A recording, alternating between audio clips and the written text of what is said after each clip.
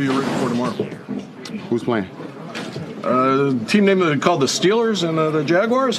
Tomorrow's what, Sunday? Yeah. Yeah, well, I'm going to bump Sunday up to leg day. What's that mean? That means I ain't worried about what they doing. I'm doing legs tomorrow. Welcome to the Dickerods, first ever weekly sports podcast. My name's Glenn. My favorite athlete to ever walk this face of the earth. His name is LeBron James. I think he's the greatest human being ever. Johnny Manziel, if you ask me my opinion, is also the greatest quarterback to ever walk the face of the earth as well. Yeah, that's all you need to know about me right there. Yeah, and I'm Drew, and all you really need to know about me is I can't stand every player that Glenn loves. And that pretty much sums up my sports opinion.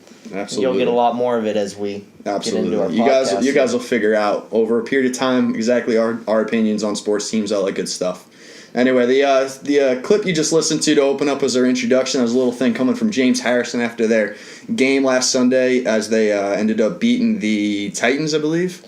Correct? They beat the Titans. Yeah. And it's kind of ironic that he obviously didn't need to worry about the game because the Steelers didn't win. In fact, they got crushed. Yeah, they got a little shellac there. Let Blake Bortles run all over the place with them.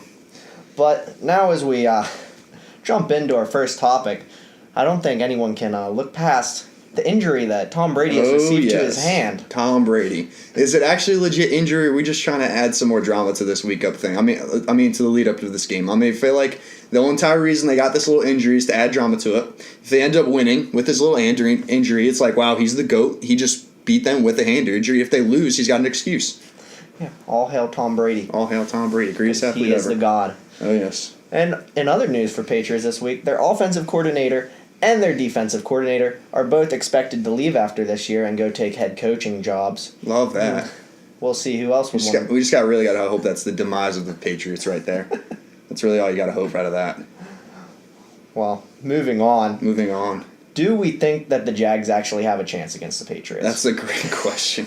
That's crazy. Jalen Ramsey apparently thinks more than anybody in this entire planet they definitely do have a chance. In fact, he's straight up guaranteed a Super Bowl victory. Not even just an AFC Championship victory, an appearance of victory of the Super Bowl. I ain't got too much to say, but y'all make sure y'all bring that same energy out here next week and the week after. We going to the Super Bowl, and we going to win that bitch.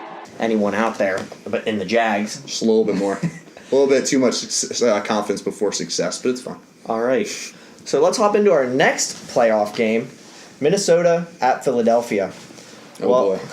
So we all know Minnesota had an exciting ending to the game. That was insane. They probably should not have won that game, but nobody really knows what happens. That was crazy. I find it amazing that Stephon Diggs actually had the presence of mind to not to run out of bounds and stop the clock. He just turned around. He's like, wow, so much open field, and just ran. It was awesome. I don't know how that defensive player right there just lives with himself right about now, but whatever. That was the first ever fourth quarter walk-off TD in postseason history. That's insane.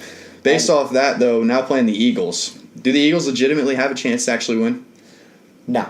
I don't believe so either. There's no chance Nick Foles, in his old demeanor that he has, is going to take them to a Super Bowl victory. I don't think so either. I don't think there's a shot. I think when they lost Carson Wentz, they lost all chances of winning the Super Bowl. And let's be honest, Minnesota has the only chance of beating the Patriots. They also do, especially with that home field advantage in the Super Bowl. How cool would that be? Yeah, that would be amazing. And now, moving on to baseball. Baseball, rough part of the year to talk about baseball, but we got some action going on. Adrian Gonzalez signs with the Mets. Andrew McCutchen, big trade, goes to the Giants. That's crazy. Joins along Evan Longoria, who's recently traded as well. Big impact on Pittsburgh overall by losing him. It's takes them away as being a team that for the last couple of years has kind of competed for playoffs, and they're just out the door now. Yeah, Pittsburgh definitely relied on him. He was their franchise player. Relied on him heavily. So who's going to step up and take that spot is a big question in Pittsburgh. Yeah. And I'm not sure they're going to have any chances at anything I don't think this year. they've got any chance of anything at this point. Isn't Starlin Marte now or whatever he wants out as well? Yeah, pretty much everyone's trying to leave Pittsburgh. Mm-hmm. Sounds like it. Other big news, let's look at Ichiro. Supposedly he doesn't get signed. He's going back to Japan. That's crazy. That's crazy. Good for him. It's his career where it started, but that's crazy. That's I mean, if you look at Ichiro's beginning of his career, from 2001 to 2010, he batted over 300 every year. He's definitely which is incredible. He's definitely a legend in the major leagues. After 2010, he only batted 300 one year, and that was in 2012, and he only had 240 plate appearances compared to over 600 that he had his first 9 years. It's getting old. Isn't he in his 40s at this point? Yeah. Something like that. I don't think he's supposed to hit 300 anymore, but whatever. Good for him. So, yeah, we'll see what happens with that, and we'll keep you updated. Oh, yes. Now, moving on to basketball. Wow, the NBA has been some kind of mess recently. What a shit show. Aaron Aflalo throws a haymaker in the middle of the game at the opposite player. I don't even know who the other player was, to be completely honest. Who the heck knows who he was? I don't know if he plays at all. Just straight up swings at him. That was ridiculous. Thankfully, he got suspended. Love that. Tossed out of the game. Put in a little headlock. He kind of got what he deserved, but whatever. That's just crazy. Haymakers. Yeah, and Rockets on top of that sneak into the Clippers locker room, led by Chris Paul, the former Clipper, or at least allegedly wasn't leading them into the locker room, but did show Trevor Ariza where the locker room entrance was. No, Glenn, he was trying to stop it. Yeah, he was trying to stop him, but also at the same time, how the heck would Trevor Ariza have known where that back door was? It's crazy. All right, now for Glenn's probably third favorite human beings on the planet. Third favorite group of people in the world, the Ball Brothers, the freaking Ball Brothers, combined for 60 points in a Big Baller Brand Challenge game, 36 points in their last game. Now, the 60-point game, phenomenal numbers, no doubt about that.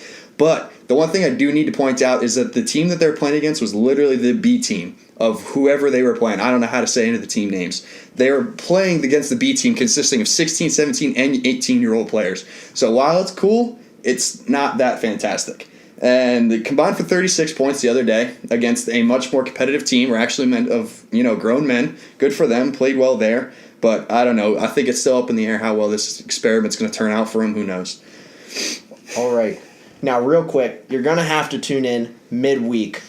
To hear about the Cavs. The Dickerods have midweek madness every middle of the week.